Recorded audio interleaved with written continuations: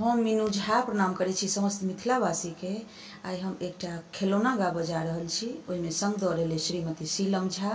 धन्यवाद। जय मिथिला, जय मैथिली।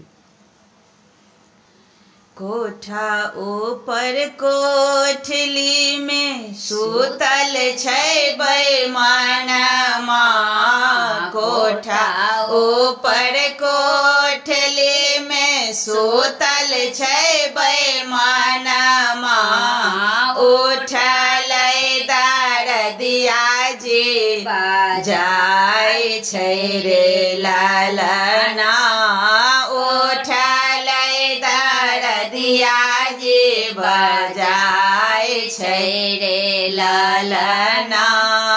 अम्मा के गोर थारे धेने ठार छै रे लालना, अम्मा के गोर थारे धेने ठार छै रे लालना।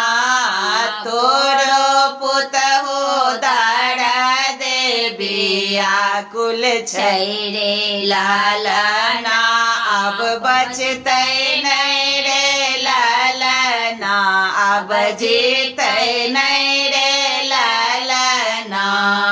हम कोना जेबौ रे बेटा तोहरो आंगनमा, हम कोना जेबौ रे बेटा तोहरो आंगनमा। तोरा बहू के झगड़ा हमरा मोन छै रे लालना, बिसरबै नहीं रे लालना, गुण गेबे करबै रे लालना। बहिन के गोर थारे धेने ठार छै रे लालना, बहिन के गोर थारे धेने ठार छै रे लालना। तोरो भौजो दर्द व्याकुल छै रे लालना, अब जीतै नहीं रे लालना, अब बचतै नहीं रे लालना। हम कोना जायब भैया अहाँ के आंगनमा, हम कोन जायब भैया अहाँ के आंगनमा। भौजो के रे ठुनका हमरा मोन छै रे लालना, बिसरबै नहीं रे लालना, गुण गेबे करबै रे लालना।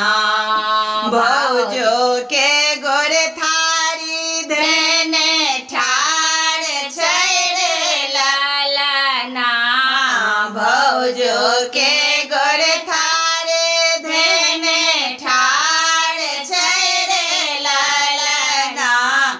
आहू के गोतनो दर्द व्याकुल छै रे लालना, अब बचतै नहीं रे लालना, अब जीतै नहीं रे लालना। हम कोना जायब देवर अहाँ के आंगनमा, हम कोना जायब देवर अहाँ के आंगनमा। अहाँ बहू के उलहन हमरा मोन छै रे लालना, अब बिसरबै नहीं